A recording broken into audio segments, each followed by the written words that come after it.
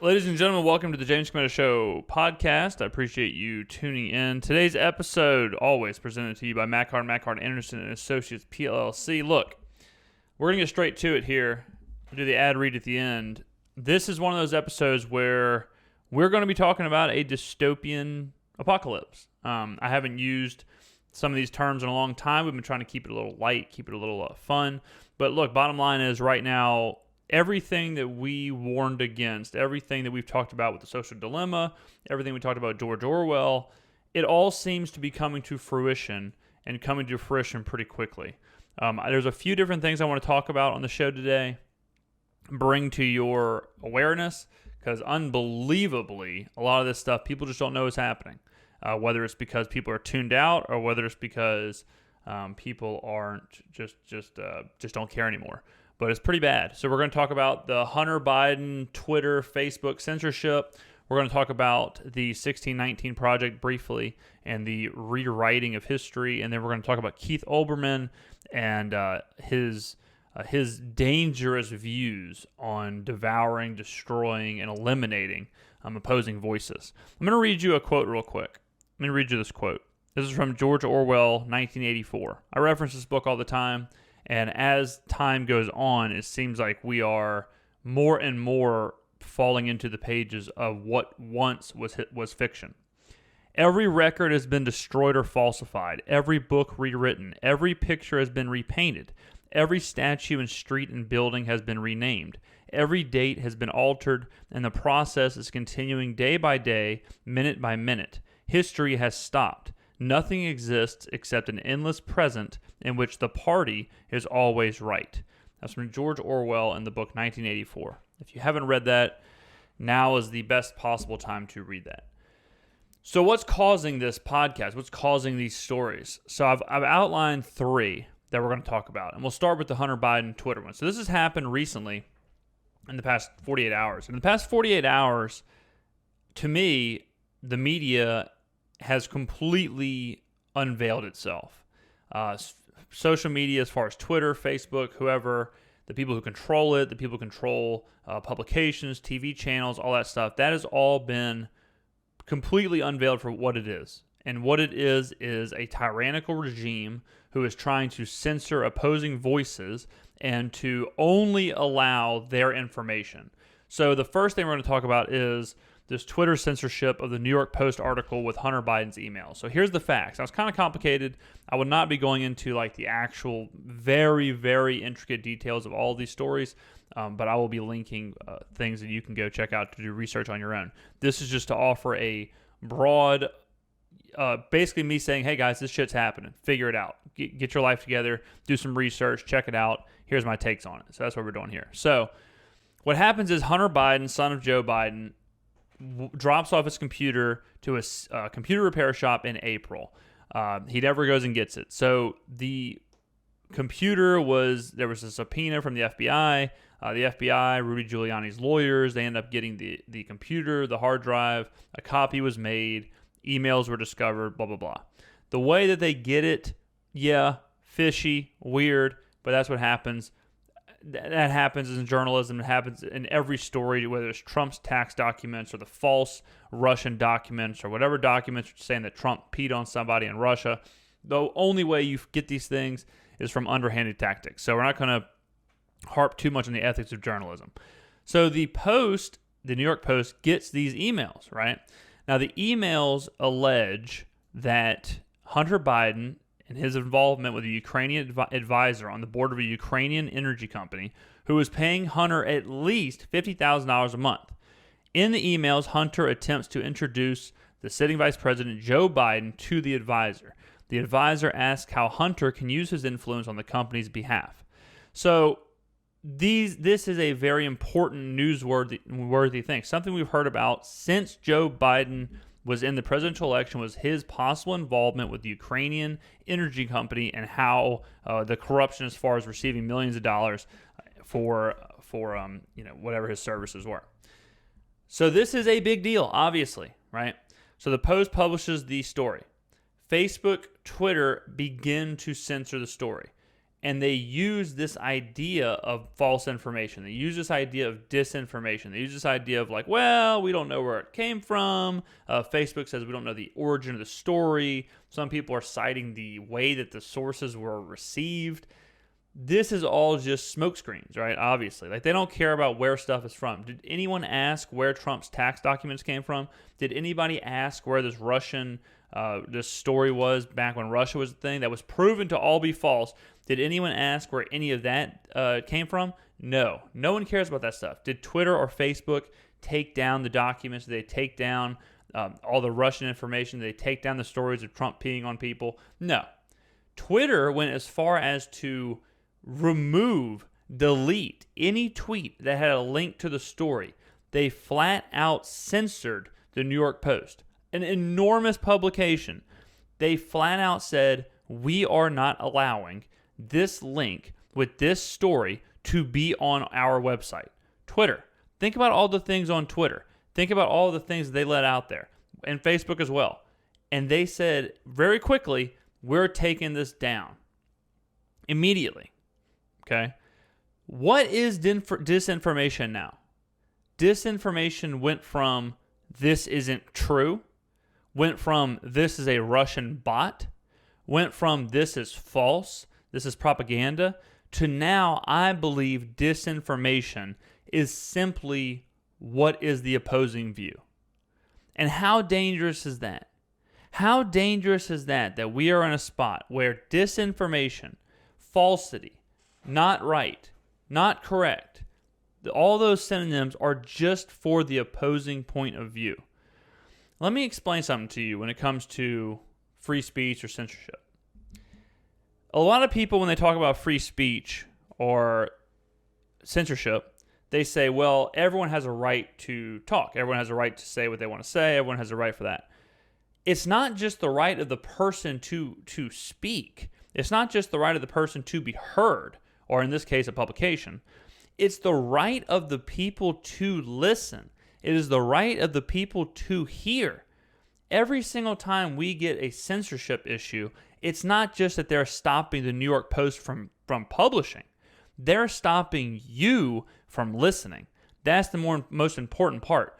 They are shutting out any other voice.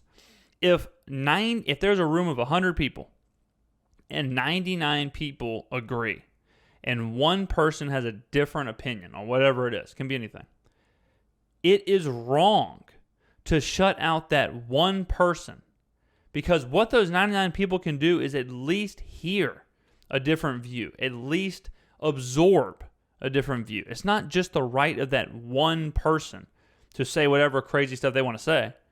It's more important that the 99 people can hear. That's where we are at. That is the problem. It's not that the New York Post is being shut out. It's that you are being shut out. And the sad part is that you don't even realize it. We talked about the social dilemma here. We did two episodes. We did almost 2 hours on the social dilemma. This is not something that's new to this show. It's not something that's new to these listeners. But it is happening in the biggest sense. It is happening way bigger than you think it's happening, as far as what social media is doing, what mass media is doing, and how they're changing things. This is really, really, really scary, honestly. And it just happened. I don't want to be overdramatic, but this is how the end happens. This is the end. We don't need Seth Rogen and Jonah Hill and Aziz Ansari for the end. This is the end. This is how you take a free society. This is how you take a democracy. This is how you take an election. This is how you take a country and destroy it. Because you have people, and I've said this before, when it comes to like AI and VR or whatever, if you're in AI, right, if you're in a simulation, there has to be someone controlling who's controlling the simulation, right? So thus, that person has total power. That person is God. Can you trust that person to not screw up the simulation? Just like Twitter and Facebook. Twitter and Facebook started as a blogs. Facebook started as a way for people to rank the physical appearances of their classmates at Harvard. That's how Facebook started, all right? It has grown from, hey, is this girl hot or not? It has grown from that to what Facebook is now, which is obviously a major player in the spread of information and how people are tracked, how people are we don't have to go through the whole thing.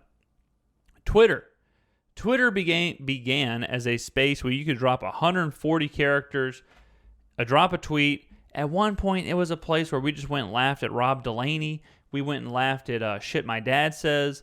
That remember that Twitter account? We would go see memes and videos and cat photos and whatever. That's not what it is anymore. So these huge, major players, these huge, major constructs of our society are being run by people like Jack Dorsey, people like Mark Zuckerberg, and they are playing God. They are playing what you hear. They are deciding what you see, how much you see of it, when you see it. We are 30 days from an election. We are a couple weeks away from electing who will be president of the United States for the next 4 years. And we have something as powerful as Twitter, as powerful as Facebook, completely censoring a batch of emails that could put one of the candidates as in a very, very, very rough situation. They are unapologetically interfering in this election. Now listen to me. I'm going to put it real simple. I'm not saying that these emails are true. I'm not saying that the way that they got these emails is ethical. None of that's the point. The point is they are taking a story and are doing everything they can to stop the American public from receiving that story. That is election compromise. That is corruption. This is something that happens in North Korea. This is something that happens in China. We have heard about this kind of stuff. We've heard about false elections in North Korea where the president will win with 100% of the votes. We've heard about where in North Korea the dictator tells the rest of the country that he played golf. And this actually happened. He played golf, and I think they said he had 18 hole-in-ones. I think he shot an 18, and people believe it. This is happening in front of us. This is no longer, do you like Trump? This is no longer, do you like Biden? This is no longer anybody but Trump. This is no longer, grab her by the P word, or this is no longer, Russian dossiers. This is no longer Biden is incompetent, or Biden is crazy, or he has dementia. It ain't it anymore. This election is now taking a back burner to the very fabric, or the very foundation of our country. This is not a United States. This is not a country where you can have free belief. This is not a country where you can hear, think, all that stuff on your own. This is a country now that's dictated. Our dictators are Twitter and Facebook. What you used to post your 20 photo albums from the night before in some weird college bar, that has now turned into your dictator. The quote I read you from 1984, I'm going to outline it in all these stories. That quote could not be more real than it is right now. So that's the first thing that we're going to talk about is Twitter and Facebook choosing what you see, what you hear, when you see it, when you hear it. And everyone just sitting back letting it happen. I guarantee you right now, pick 20 people in your phone, text all 20 of those people, and ask those people if they've heard about this story or what they know about Hunter Biden's emails, what they know about Ukraine, what they know about Joe Biden. And then they're going to say no. They're going to say, I have not heard about that. I don't know what you're talking about. I don't care. And then you can say, well, who are you voting for president? And regardless of who they say, they are voting. Regardless of their ideals or what's happening, they are still members of the United States. So if they are being tricked, if they are being deceived, if they are being shut out, if they don't even know this stuff is happening, what does that say about the election? What does that say about the country? Let's move on to the next thing. We're going to stick with Biden, and this is actually something I forgot to mention earlier. So we all know because of Trump's COVID situation that the second debate got all screwed up. So what's happening now is that Biden is holding a town hall where he's answering questions, and Trump is holding like a rally thing. NBC has the rights to the Trump rally. Current plan is ABC has Biden's. The current plan is for NBC to show Trump's rally opposite of Joe Biden. 2 stations. This isn't like MSNBC. This isn't Fox News. This isn't, these like right-leaning, left-leaning. These are broadcast companies. These come with a TV. These are basic cable. This is what we used to watch Sesame Street on, okay? This is Channel 4. You know what I mean? Like, this is something that has been with us for the entirety of American history. Well, obviously not the entirety. They didn't have TVs. You know what I'm saying? NBC is being threatened and is being held, their feet to the fire to cancel the Trump presentation, the broadcast, to black out the channel, to completely wipe it off of their scheduling. Now, why is that? The reason that people are giving is because it gives Trump a voice, and it is going to be directly competing with Biden. Guys, this is even worse than the Twitter and Facebook thing. They're straight up saying black screen this thing like it's Instagram 2 months ago. They're saying don't allow the opposing voice to be on TV. Cut him out. Only show Biden. This is NBC. NBC is threatening, or is being threatened and being propositioned to black out their screen, to blind the American public from one of the candidates of the election, because he may get higher views, he may get higher ratings, he may take away eyes from Biden. Can you imagine if I told you 20 years ago that there was a political or a presidential election and NBC was going to not show one of the candidates because it possibly could take away viewers from another candidate? If that's not campaign or election corruption, I don't know what the hell is. So now we have the social media channels. Now we have the TV channels completely, unabashedly, unapologetically coming out and saying we are corrupting all the information you get. We're telling you what you can see. We're telling you when you can see it. We're telling you who's talking, who you can listen to. They're basically telling you who to vote for, unapologetically. Now think about the stuff that they're doing behind the scenes. Think about the stuff they've been doing that you don't even know about. This is the stuff they're comfortable with admitting. This is the stuff they're comfortable admitting they're doing. Twitter's fine saying, yeah, we're deleting the New York Post link.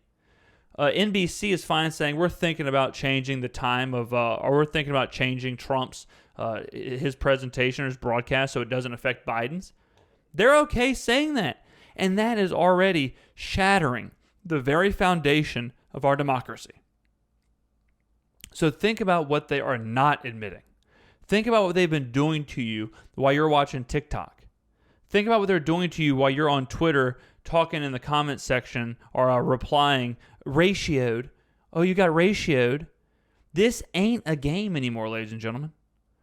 This ain't a game. If you think Twitter, if you're one of those people who's like, I don't do politics, I don't vote, I don't care, bruh. Twitter is just a place where I can go in the replies and troll, and I can just joke around, and I can just, it is what it is, dude. I really don't care. That's fine. All right? But you have to understand that the country you live in is under attack right now. Honestly, it is. Your very freedom, all of this is under attack. And this cannot be over-dramatized. If I'm being over-dramatic, fine, perfect. This is the time to be over-dramatic. This is so comparable, depending on who you are, to every other takeover in history of humans. This is what happens. They change your history. They change what you can see. They regulate voices. They completely censor opposing views. And this is happening right now, and people don't give a shit. Imagine in 30 years, 40 years, 50 years. Now, there's one more story I want to say before we really tie a bow on this whole thing. So it's called the 1619 Project. This is something that the New York Times did. It's been out for like a year.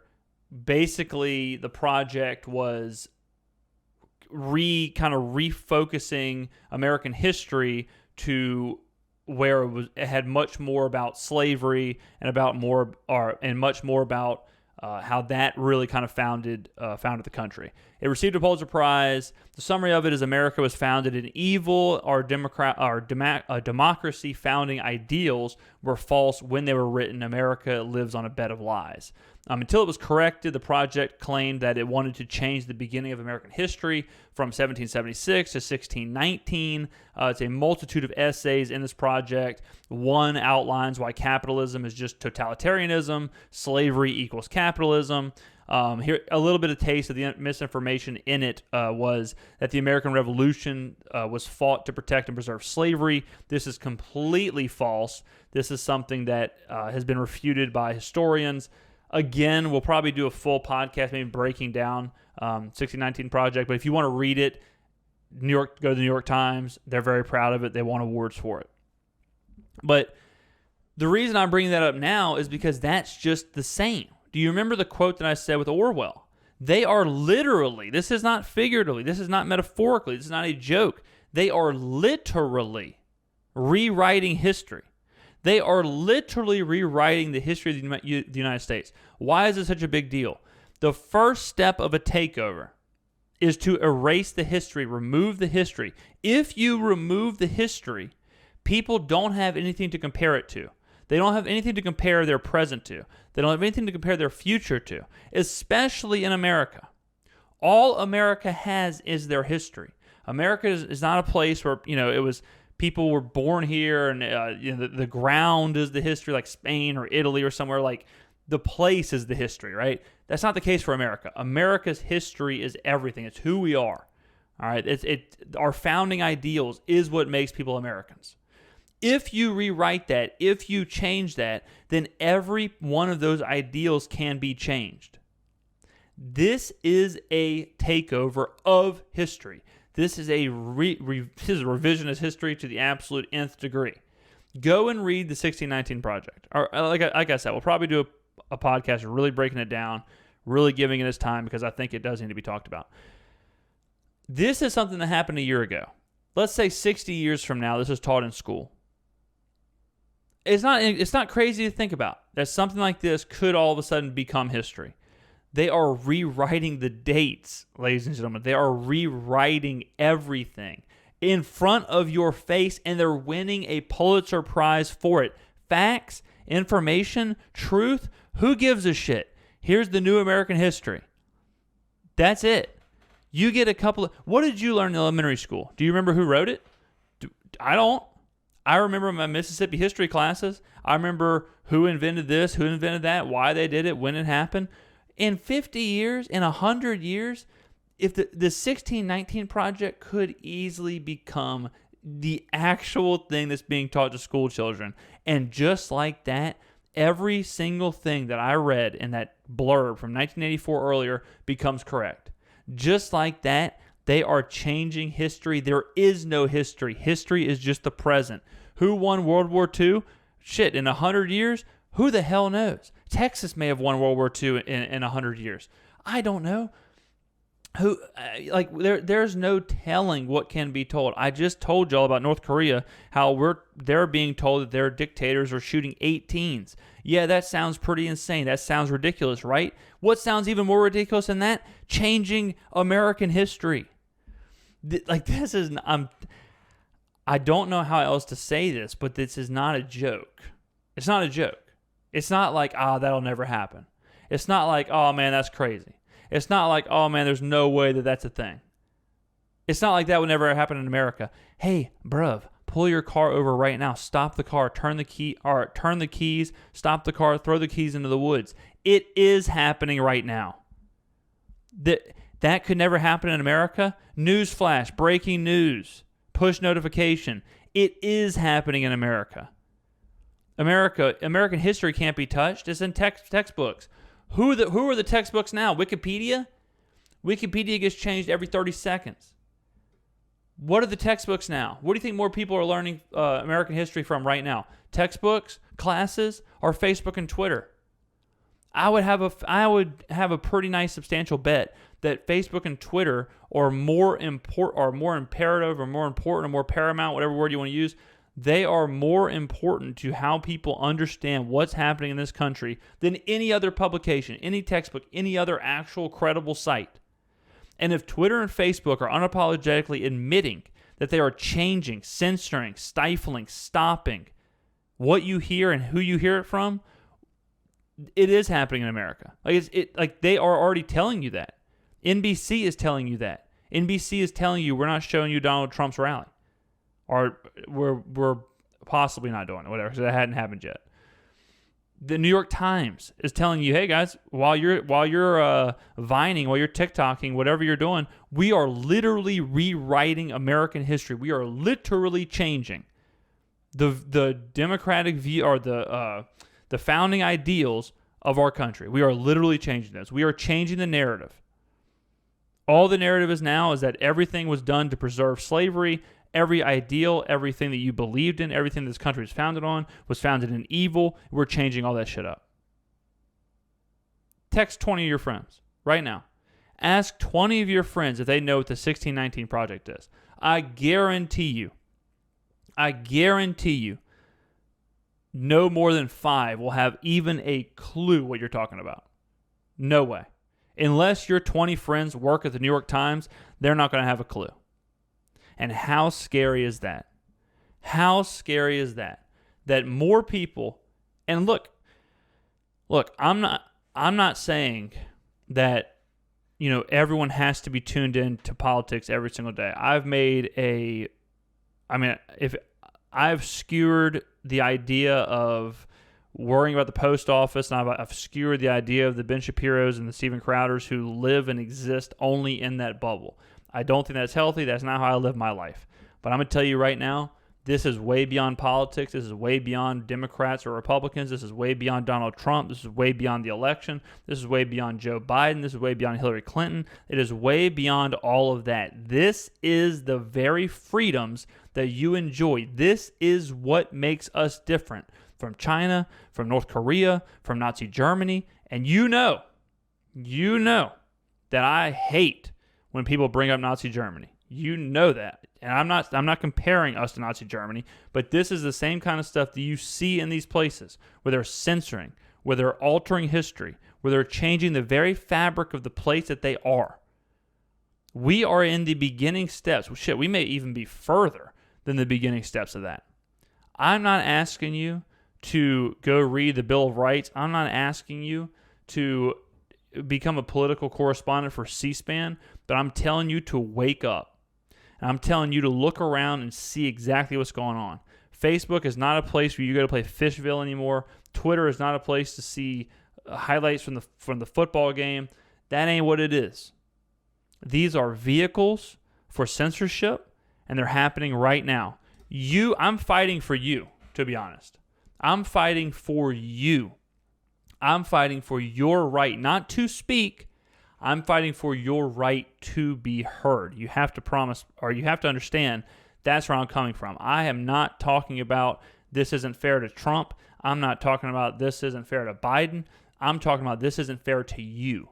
This isn't fair to me. This isn't fair to anyone as an American to have what they hear or what they read completely altered, completely cut out, or completely denied to them. Now, we're going to end the show talking about, or it's going to be a clip from my live stream this week talking about Keith Olbermann. Keith Olbermann had a very dangerous monologue about Trump and Trump supporters. In the monologue, Keith Olbermann talks about how he wants to prosecute Sean Hannity and other Trump supporters just for supporting Trump.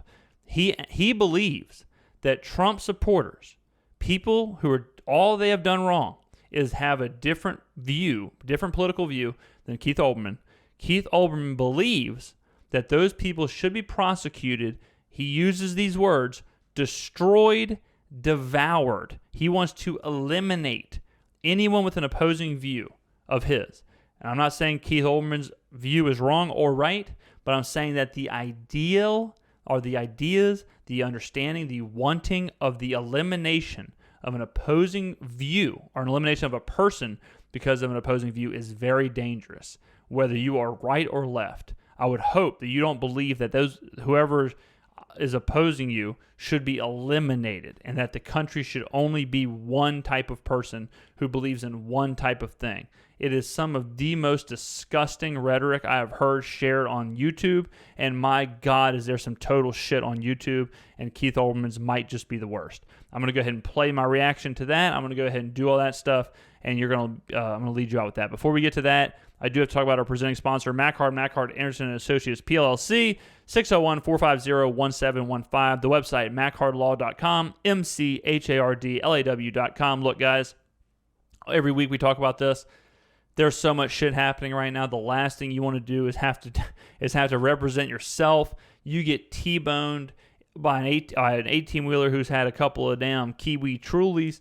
The last thing you want to do is crawl your way to a judge's courtroom because your legs don't work and your family is eating chips and crackers because you don't have any money because you got fired from your job or got laid off because you can't even stand up straight. You don't want to be dealing with that. Let the good folk at Mackhard, Anderson & Associates, PLLC do it for you. 18-wheeler collisions, wrongful death, bad faith insurance claims, fire loss, termite damage, offshore injuries, employment discrimination, and contract business disputes. They do it all. Whatever your situation, your case is important to you. I have immediate family members who have had serious termite damage and fire loss, so I know how bad that can be. Hundreds of thousands of dollars. It could be what the difference is if you have a good representation like the good folk from Mackhard, Anderson & Associates, PLLC. Now, let's get to Keith Olbermann. Again, this is from my live stream. If you want to see me live tackle some of these issues, every single day on Twitch we go live. Just search my name. On Wednesdays, we usually really kind of go through what's happening in the world. We react to things live. I also do 2 football shows live on Twitch every week. We discuss with chat. We do have a live chat who asks questions, argues, all that kind of fun stuff. So it is good stuff if you're looking for a live show. All right, let's get to it. Thank you for listening. I do appreciate it. Guys, wake up. Wake up, please. I do not want to keep using the words dystopian, apocalyptic nightmare every single week. So check it out, guys. Here we go. Keith Olbermann hates America. Keith Olbermann, our good friend. Keith Olbermann is one of the most anti-Trump people out there. He is, again, has a platform. He's on his own YouTube channel. I'm doing this Worst Person in the World by Keith Olbermann. And it's like a daily or weekly episodic thing. He was on ESPN. They split amicably just so he could do this. So let's take a look at what Keith said. You may see this on Twitter. You may see this all across YouTube or whatever. This came out a few days ago, and I want to react to what he says. And this is a good example of why America is where it is. They have been given 5 years in the sunlight, and they are a blight that will be with us for generations. There can be no mistaking what is ahead of us in this best of possible scenarios, a period in which a Trump-led minority will continue to terrorize this country.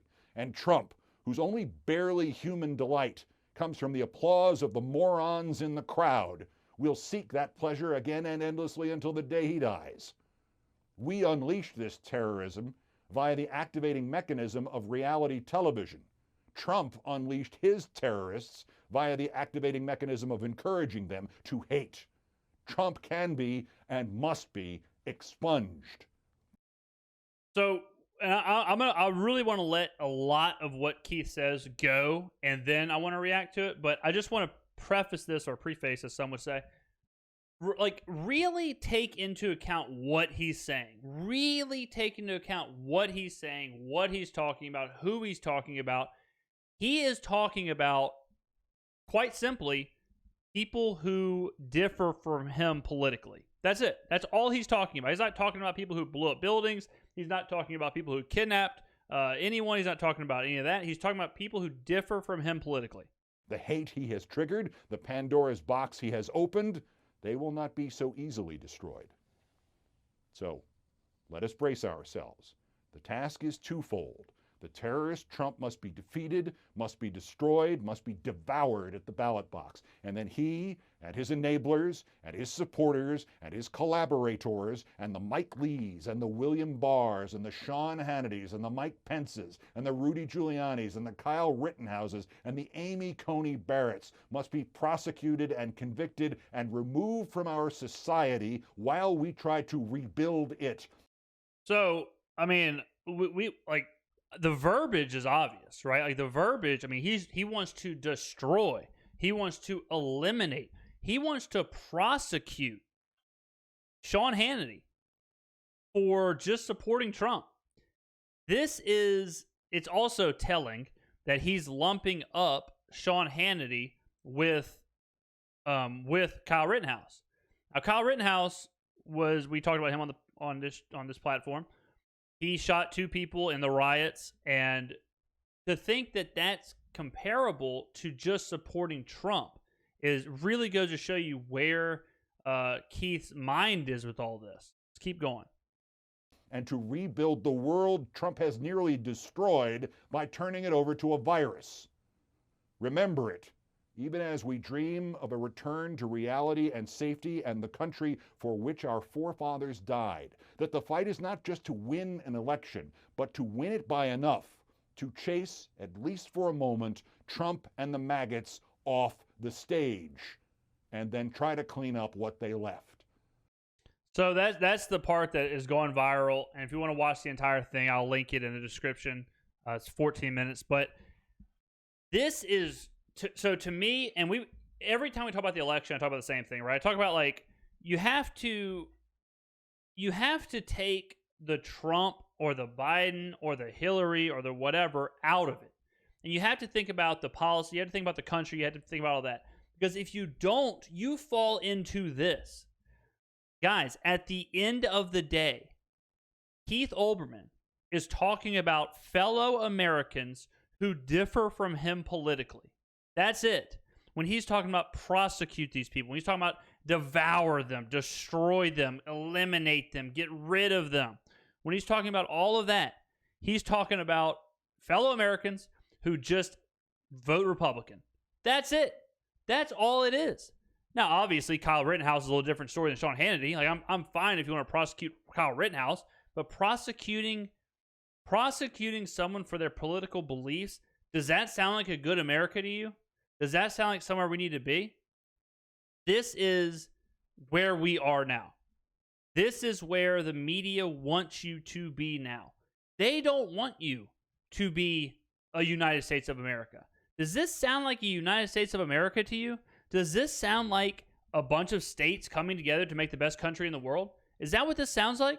Or does this sound like a political takeover from a radical group? And I'm not saying that voting left or voting right is the right way. Obviously, that's not what I'm saying. Obviously, we're talking about a human level here, okay? This is not a, hey, let's come together to talk about policy and vote to make America better. That's not what this is. This is, let's tear America apart. Let's rip America down the seams and cut it in half. And you have the left and you have the right.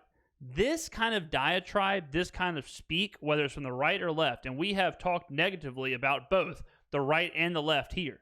So I'm not trying to advocate for either political platform. But what Keith Olbermann is saying, what he's echoing, is the same thing that a lot of people are saying on both sides. This is where we've lost the plot. This is the problem.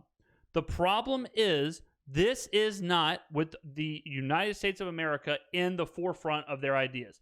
This is not to make the United States of America better. This is just to amplify their own voice. This is the head of the echo chamber right here. This is the echo chamber personified. Does this sound like a guy? Does this sound like a guy that wants to talk about some policy and meet in the middle and have right ideas and left ideas and come together and freedom for all? Hell no. He's talking about taking Sean Hannity and people who support Trump and throwing them in cells, sentencing them, getting rid of them, destroying them, devouring them. And what the hell do you think some people are going to hear? Some unhinged people are going to hear this kind of talk and say, well, I've got to drive a truck right through a Trump rally. Or You get people on the right side hearing this kind of diatribe from the far right leaders, and they're going to say, well, guess I got to go blow up a damn liberal voting booth. Like, this is how this happens. We are so far away from what we should be, it's embarrassing. And that's what we preach every single podcast, every single week, is that it isn't any longer a vote for the President of the United States. It isn't any longer a vote for the United States of America. There is no United States of America. Where is America united? You tell me. Where is America united? Because we get this kind of talk on both sides, right side, left side, doesn't matter. This is all the shit you hear. All the shit you hear is the left is stupid, the left is dumb, don't vote for this, radical this. On the left side, you hear this. Terrorists, destroy them, devour them, eliminate them, take it back. 56% of people said that they feel like their life is better right now than 4 years ago. That's it. All right? Does that sound like Keith? Would you believe that listening to Keith Olbermann? Would you believe that? Or would you believe that there's some kind of tyrannical dictator who is taken the country hostage and has people living in squalor? That's what this sounds like. What reality are these people living in? And by these people, let me also make this clear. By these people, I mean the radical left and the radical right. All right, I'm not talking about just radical left. I'm not talking about just radical right. I'm not even talking about just Keith Olbermann. Keith Olbermann here is just a face for what we're talking about. But what reality are these people living in where they feel like, I mean, on the right, you've got people who believe that there's some kind of Chinese virus that's being implanted in people, and there's some kind of slow takeover, and their rights are being taken away or some shit. And then on the left, you have people like this who believe that the country is being held hostage by a terrorist group. I mean, it has devolved into this. It has devolved into the worst of society. This is as bad as it gets. And honestly, I think that this kind of talk, this kind of conversation from left or right only will lead to civil war. Because people like this are not trying to work together. They aren't trying to do that. They are dividing. It is you versus me, us versus them. It is not, yeah, we're all Americans. Some of us are Republicans, some of us are Democratic, some of us are this, some of us are that. That is not it. Does it sound like Keith Olbermann feels like he is the same kind of person as the Sean Hannitys and the Donald Trumps? No. And what's the difference? The difference is they lead right. Like, it's just so crazy to me that people are putting this political label ahead of America. They're putting it ahead of them being Americans. We are Americans. We are the United States. And I'm going to keep saying that. I'm going to keep hammering that home because that's what's getting lost in all this. It is not blue side over here and red side over here. This isn't a game of Red Rover come over. That's not what this is. This isn't a schoolyard game where you split it in half. They want to do a King Solomon type deal where they take a baby and cut him in half. And man, I hope that reference is right. I'm kind of just spitballing here. But they want to cut the baby in half and give one half of the baby to the left and one half to the right. And the only thing that happens there is the baby dies. And if you're not following along the metaphor, the baby is the United States. If you divide the United States into left, radical right, it's going to die. That's not it. Unless they want a civil war, which it's starting to feel like they do. I'm starting to feel like that they are dying for a civil war. If Biden, and I've said 1,000 times on here too, I have voted for Trump the first time. I'll probably vote for Trump again. I don't like Trump. I think he's a clown. I'm not a MAGA supporter. Whatever. If Biden wins, I'm not going to be hiding in a fallout shelter scared to death. Does his policy line up with my ideals? Not really. But at the end of the day, it really doesn't matter.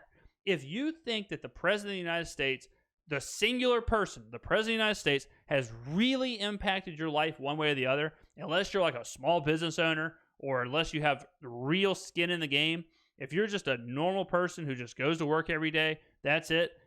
The impact is minimal. Bottom line. And people hate to hear that. People hate to hear that because they think that, it's the election, it's the presidential election, it's really serious, it's all this shit. It's not. It's not. The difference between Obama and Trump could not be any bigger. The difference in your individual life is probably a lot more affected by the little small things that happen in your bubble than who's in the White House. Hate to say it to you, but that's the case. So all of this that Keith Olbermann is talking about, which sounds like he's trying to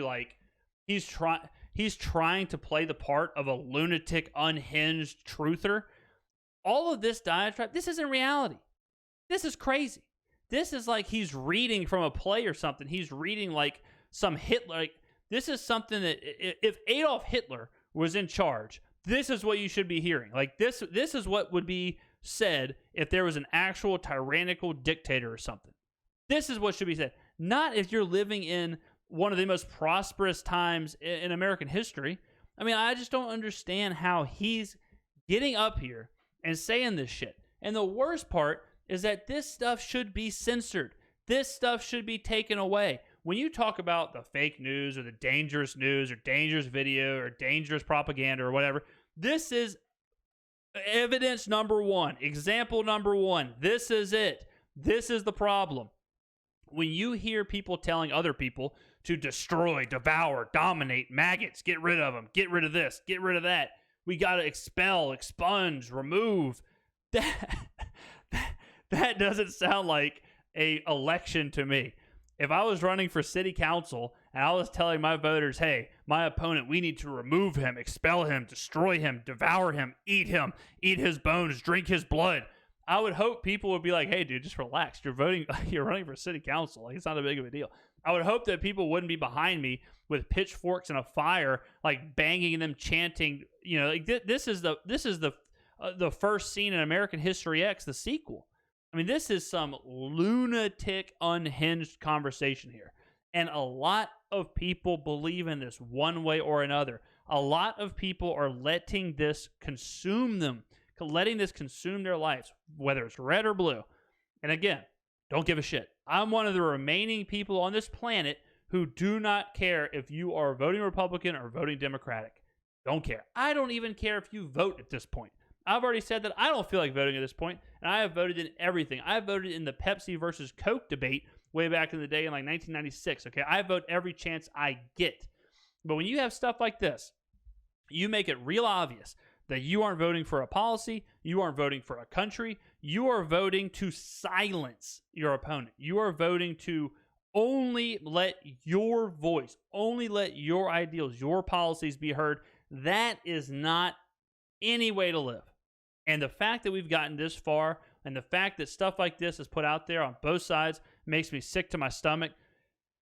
I just can't believe that this is something that's put out there and there are people who are going to hear this and say, yes, we have to persecute, we have to prosecute, we have to arrest, we have to destroy Sean Hannity.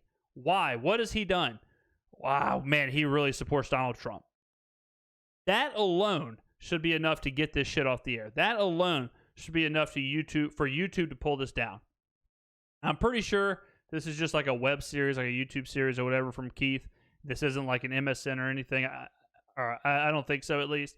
So hopefully YouTube takes this stuff down on both sides and they do monitor this kind of stuff. But what a disgusting, vile message to silence, destroy, arrest, prosecute an opposing political view. When did this country become, are you with me or are you against me? When did this country become, are you red or are you blue? If you ask Keith Olbermann, it sure sounds like he wishes restaurants were split into the red side and the blue side. And red people went into one bathroom and blue people went to another. Keith Olbermann is one step away from saying, hey man, that water fountain's for Democrats only. That's what it sounds like.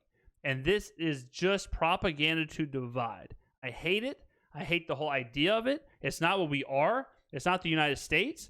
And the fact that we're 5 years into this and we still have people who live their day every single day with this kind of ideas and they're given a voice and they're given a microphone and they're given a platform. I mean, this guy was on ESPN 2 weeks ago. That's where they are. This guy isn't in a hideout shelter. This guy isn't in a bunker. This guy isn't in a single bedroom studio apartment, you know, with spam and MREs on the wall. This guy was on ESPN 1 month ago. This guy has been a political correspondent. And this guy is given a voice, and he will have a voice leading up to the election. And how many people are going to watch these videos, and how many people are going to let this drive them? This is the lead towards a divided states of America, not a United States of America. What a ridiculous video from Keith Olbermann.